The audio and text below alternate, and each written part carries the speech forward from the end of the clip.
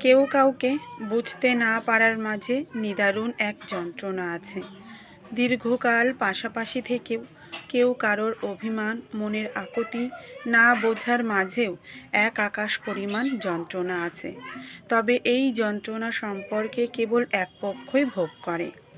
বোঝাপড়ার ঘাটতি সবচাইতে বেশি বোধহয় স্বামী স্ত্রী সম্পর্কেই বেশি দেখা যায়। পৃথিবীতে যারা কোমল হৃদয়ের মানুষ, কেন যেন শুধু তারাই সম্পর্কের ক্ষেত্রে অভাগা হয়। একতরফাভাবে যতই সম্পর্কের উন্নয়নে এবং টিকে থাকার লড়াই করে যাক না কেন, দিন শেষে সমস্ত ক্লান্তি আর হতাশা তাদেরকে ঘিরে থাকে। দিনের পর দিন অভিমান জমতে জমতে একটা সময় মানুষ নিজের অভিমান প্রকাশ করাটা ছেড়ে দেয়। মনে আঘাত পেয়ে যে মানুষটা কখনো প্রতিবাদ করে না, নীরব থাকে, অভিমানে তার হৃদয়, অনুভূতি এবং বিশ্বাস তিলে তিলে শেষ হতে থাকে। অভিমান কিংবা মনে কষ্ট পাওয়ার কারণ সবাই খোঁজে না। মানুষ যার যার অবস্থান থেকে নিজেকে নির্দোষ ভাবতে বেশি স্বাচ্ছন্দ্য বোধ করে।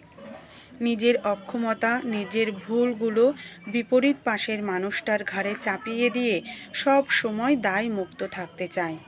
আর এই যে ভনিতা করে দায় মুক্ত থাকার অভ্যেস মন মানসিকতা সম্পর্কে আরও বিষাক্ত করে তোলে।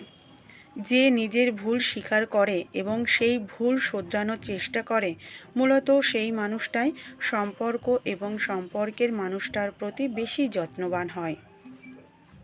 যারা বিপরীত পাশের মানুষটার মনের আকুতি বোঝার চেষ্টা করে, মানুষটার অভিমান ভাঙিয়ে কাছে টেনে নেয়, সে কখনো চায় না সম্পর্কের বিন্দুমাত্র অবনতি হোক।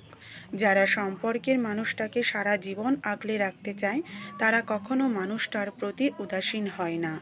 আর যারা উদাসীন হয়, তাদের কাছে সম্পর্ক কিংবা সম্পর্কের মানুষটার কোনো গুরুত্বই থাকে না। সম্পর্কে আপোষহীন মনোভাব নিয়ে কাউকে ভালোবাসা যায় না। আপোষ করতেই হয় ভালোবাসার সাথে।